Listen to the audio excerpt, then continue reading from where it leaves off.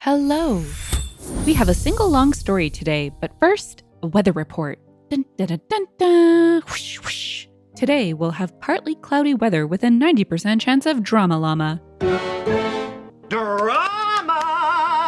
As one woman co-founds a charity organization and seeks help from a host of local women who have an excess of free time. I mean, that's like going out looking for a Trojan horse to invite in, and then being surprised when you find Helen making out with a hot Spartan at the after party. Story 1. I'm part of a local donation group, so every now and then I get asked to help with clothes donations.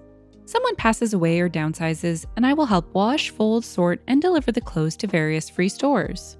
Sometimes, if we are notified of someone in the community in need, we will deliver essentials like winter or kids' clothing to their house. We're just a group within the community. There is no religious, political, or ulterior motive. We just spread extra through the community as needed as discreetly as possible to help out. This particular situation just hurts my head, and I'm still trying to figure out how it escalated the way it did. So a few days ago, there was a fire in our community which left 3 families displaced. We collected what we could in the sizes they needed, and off we went. We don't ask for anything in return other than knowing the families are a little better off. We always apologize and explain that while they may not be the styles they're accustomed to as donated clothing, but at least it is clean and warm. If they had specific needs, to let a member of the group know, and we would do what we can. A lot of our collected items belong to other families whose children outgrew the items. It's anonymous, and it's a way for our more comfortable community members to help out others within the community with us. It's one thing I love about my community. People don't hesitate to help where needed. I was given an address and head out as usual. Pull in, get the bags and coats to the door, and knock. After that, I'm not sure what to think. It started off as it usually does. There was a mother and 3 children, so I explained that there are 3 bags of clothing in the sizes submitted, and a box of age-appropriate toys just like with the other families. I thought I heard wrong when she said she preferred my coat, and just said, "What?" She called me rude and told me again, "This stuff is okay, but I want the coat you're wearing."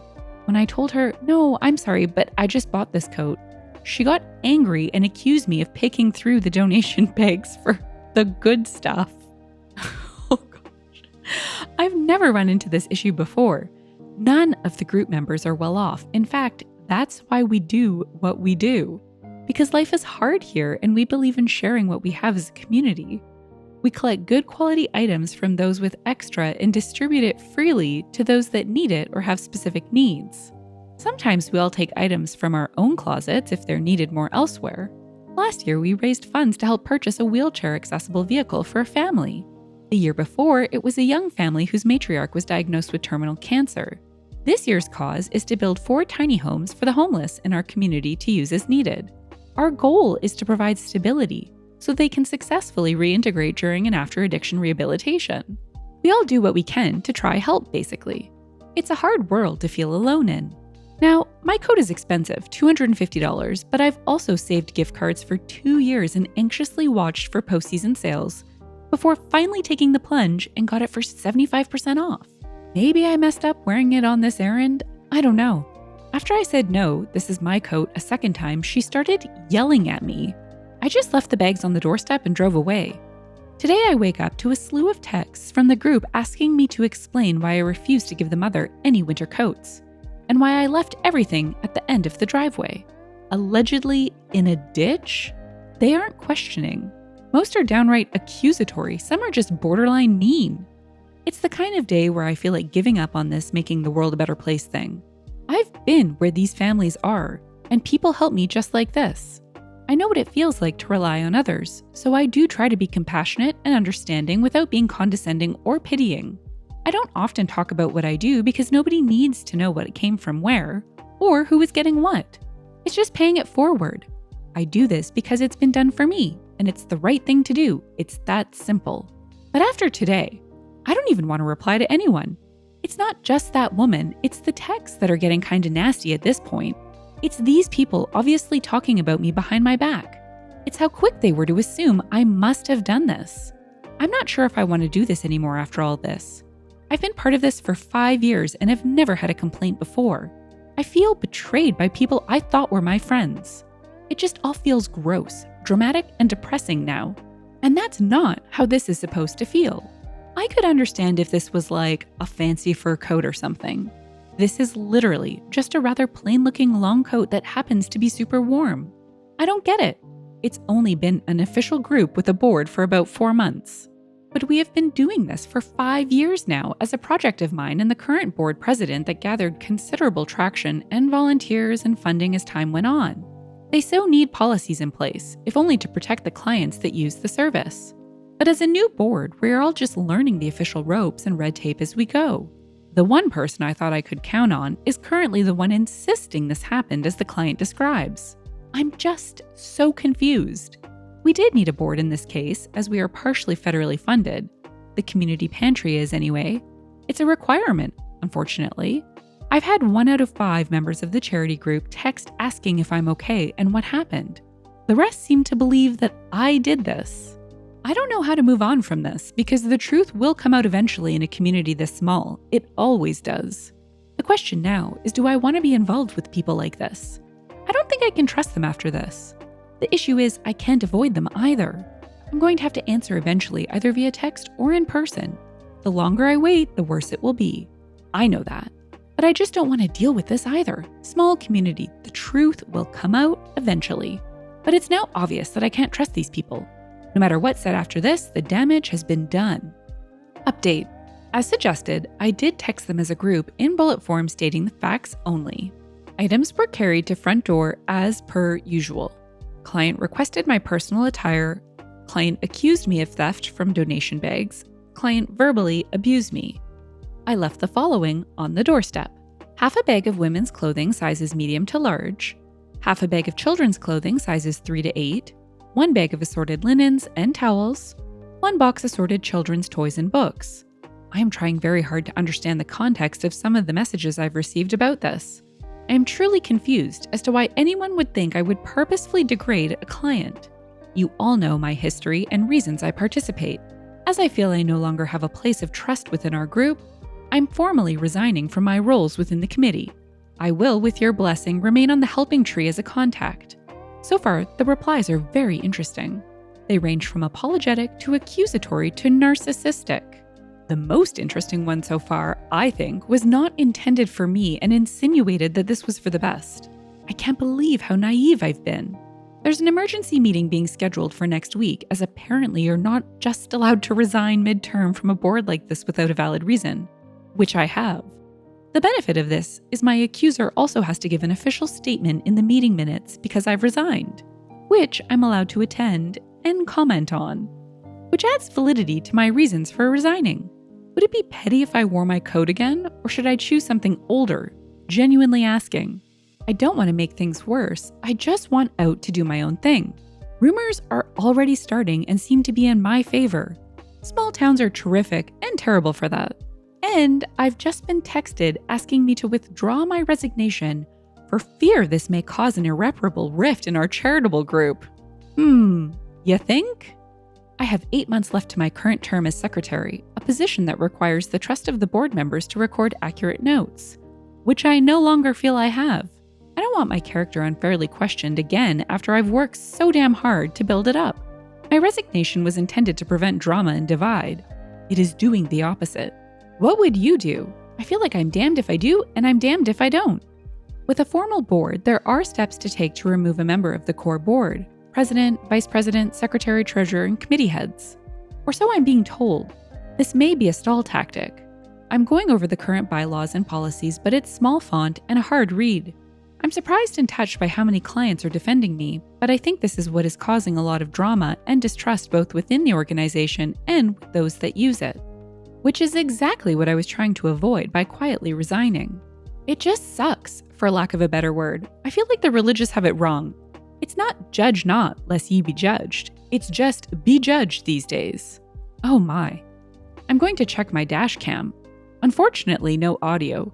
No clear aha moment. But it does show enough. It shows me pulling in and that there's nothing on the porch. It shows the car moving slightly as I take the bags out. And it does show a bag being deposited on the porch, as well as at least 2 coats and snowsuits. As I back out, you can almost see the whole porch. You do see her outside, but the definition isn't good enough to see her face or what she's doing. I'm also still not sure what proof, if any, has been submitted by my accusers, who, I'm told, have been dropped from the Helping Tree Committee Pantry registry. I'm actually starting to get very angry. That woman messed up, but she has 3 kids under her care that deserve to eat and be clothed. This is going way too far. Update 2. Ungrateful client is board president's former sister-in-law. And yes, they're still friendly. Small towns. I can't wait for next week. I'm trying to figure out how to walk away, but still acknowledge what's going on without hurting the board. They do good work that's needed. I can't torpedo that no matter how I feel. And that's the problem. I think I'm going to ask for an official board inquest, which is within my rights according to our bylaws before I go. I can't see someone doing this over reputation or clout. I certainly hope not anyway. But if the inquest finds this was planned, who does this? I would have grounds to have the board president removed. It's not pettiness. I don't want to see this done to someone else. But you're right. Something stinks here and it gets worse by the day. I'm going to look into it. Update 3. I'm going to submit a statement to the board with footage from my dash cam that shows at least 1 bag clearly on the porch. Unfortunately, I forgot to itemize the coat, 3 snowsuits, and boots dropped off in my group text. So I do have to justify that one somehow. I also just heard they dropped off another 3 bags to the woman, including winter gear. I think it's an attempt at damage control, but I also think they're moving in the wrong direction, given what I'm hearing from many. If she tries to sell the excess, like many seem to think she will, this will all come to a head so much faster. Either way, I'm ironically the least invested in this around here at this point. Small town drama. I admit, looking back, it is odd that I was given this client when others were closer. I had thought it may be because of scheduling conflicts, but I'm finding that's not the case either. Interestingly, there are rumors going around that this was staged. I'm trying not to pay attention to rumors without proof, but I'm starting to wonder. I hate this with a passion. It all seems so damn stupid. I'm still so confused. The meeting has been scheduled for Wednesday night, 2 days' time. I haven't decided if I'm going yet. I don't want this drama to derail what has been a good thing so far. I may just submit my statement and resignation and leave it at that. Popular opinion is on my side, so why make it worse? Added after a commenter noted they've seen people scouring for donations to collect so they can resell them on the internet. You are brilliant! After reading this, I started thinking about other groups that this woman may have been a part of at her previous location. Well. I now have 4 witnesses to past behavior willing to come with me Wednesday from 3 groups that have been similarly burned by this woman. The question is, do I want to take it that far? I do and I don't. I feel this has taken up far more valuable time, and it's taking away from the original purpose of this group. I'm also being asked to submit my name for board president by the majority of the board for the upcoming term. So I'm being supported now? I still don't trust any of them to have my back should anything happen. And if I replace the president, shiitake will happen. Another commenter said, "Wear your coat to the meeting and bring the receipt for it." I don't think I need to bring the receipt. They're all aware of when I got my coat and what I paid for it. I'm being told there are 2 board members who seem to think I'm blowing this out of proportion, president and treasurer, and should just take the reprimand maturely. When and if I go in on Wednesday, I'm just going to tell them simply that I feel I no longer have the trust required for my position, and am respectfully resigning to prevent further drama. Pass in my official resignation and walk away. I've also discovered the emergency meeting is to consider 3 resignations, not just mine. I've actually been thinking of a fringe group for more rural locations that don't fall within community boundaries. This may just be divine intervention in disguise. Update 4. The meeting. My apologies, this will be long. As I parked, there were a couple that stopped to say hi, but the majority of the board did not acknowledge me. My accuser, though, she had a great laugh at my expense and literally taunted me in front of the others on the way in. "Oh, here for more, are you? Guess you didn't get enough of me yet," and blows me a kiss. She showed up with the president. I feel that's relevant, especially seeming as she ran home. The meeting started at 6 p.m. I was not allowed to sit at the table until the issue was brought up. I sat alone for over 45 minutes. Finally, someone peeked outside at 6:53 to see if I was still there and called me in. My accuser wasn't there. I sat down, and the first thing said to me was, "Well, We may have made a mistake, followed by this big flowery apology that stank of BS and was gaslit better than a propane stove. You know that when a complaint comes in, we have to investigate it. At that point, I just exploded. Like, I didn't even talk to my kids like that when they were babies. It was the kind of tone you have when talking to the very simplest of minds. I told them there's a massive difference between investigating and outright accusing.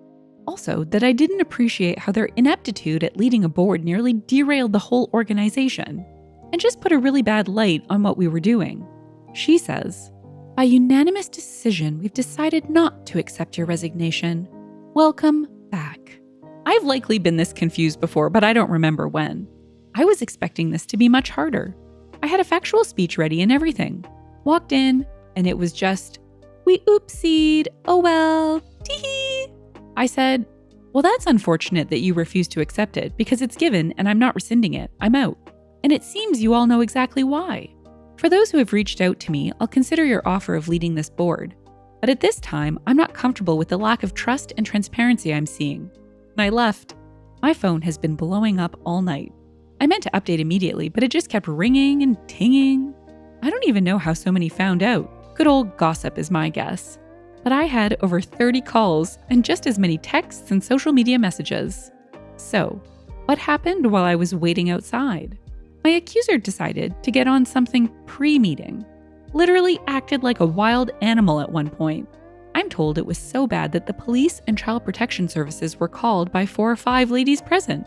And when told they were called, my accuser took off running home. That's a whole nother story. The kids are now safe, I'm told. There's that. The versions I'm hearing are surprisingly similar, for once. So I'm going to tell you the events as I was told. President's husband is apparently an addict, who gets his stash from the sister-in-law/accuser. I'm not clear on the details, but I'm told blackmail was involved. Common Word says she threatened to spill the beans on hubby. You know how it goes. Get hurt, get prescription, get hooked, get cheaper street drugs because they're cheaper and no doctor regulates them or questions your dose. There's a rumor he's also sleeping with the sister-in-law, but this is not confirmed. It has been going around for the better part of a year now. Maybe I should start listening to more rumors because I had no idea. Accuser started off normal, if twitchy. She went to the washroom, and it allegedly went sideways not long after she came out. At one point, she was laying on the floor, slithering and grunting like an animal. I wish I could have seen it, but kinda glad I didn't.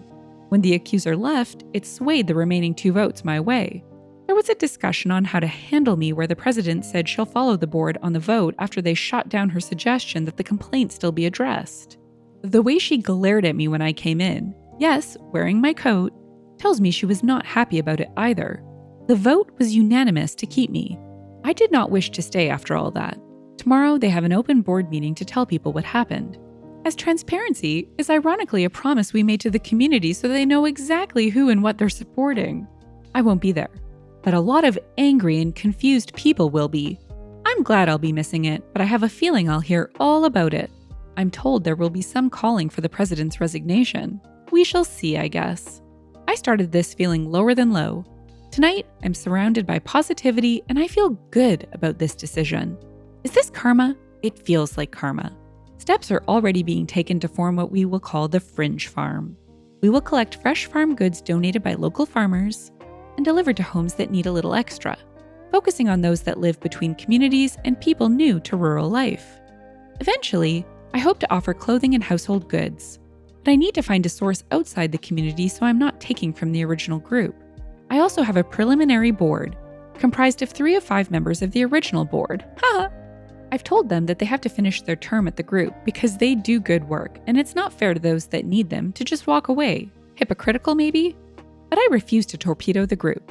2 still submitted resignations because they're just floored by that last meeting. Theirs was depending upon mine, so their exit meetings are being scheduled for next week. Because they no longer have a secretary to record minutes, I'm being asked to. I'm also being asked to submit my name for president should the current one agree to resign. I haven't decided if I will. It may come across as petty. To be honest, it's no longer my business. Thank you for the encouragement. I'm not sure if I would have had the courage to attend if not for the overwhelming kindness and support shown here. By strangers. Shakes head. Update 5. The open meeting was a disaster, I'm told. The president was called to resign, refused, so the board resigned. The group is now being led by the president, and that's it. So it's essentially dead. You need minimum 3 board members to continue as a registered charity and nonprofit. Nobody, out of approximately 50 people, raised a hand to join. The Fringe Farm, by comparison, has more volunteers than we can organize. This is the group started after you lovely folks helped me decide staying wasn't worth the trouble. I have mixed feelings over this. One, it's nice to feel validated. The other, I really don't like how this went down for too many reasons to count. Our first task as a new org? Writing an ironclad policy everyone agrees with, including specific steps to collect, file, and address complaints or concerns. In the comments, Brockhopper said, having sat on small charity boards in the past, I believe every word of this. The amount of power building and clout sharking going on, especially when there's no monetary stakes, is wild. Load Altruistic said, small town politics and intrigue. Gotta love it when charity is taken over by self-absorbed people. Slain Sione added, so much of it. I grew up in an area where the largest town was about 4,000 people. It was the county seat. Every committee and board and whatnot was run by the same people, same way. You wouldn't believe the gossiping, the busybodies, the mudslinging. Woof! This sounds like an HOA gone wild in the world of charities and donations. OP asked if this was karma, and I can confirm, yes it is. Nobody deserves to be accused like this, but least of all her. She's all giving back to the community, minding her own business, and doing it for all the right reasons. Not looking for any recognition. And this twaddaloo targets her. Not cool. It sucks that she had to deal with the drama llamas, but it seems like she got the last spit. And that's it for today. Until next time, shine bright, Starlight. If you've enjoyed the story and would like to hear more, consider liking, subscribing, and leaving a comment. Thanks, and bye for now.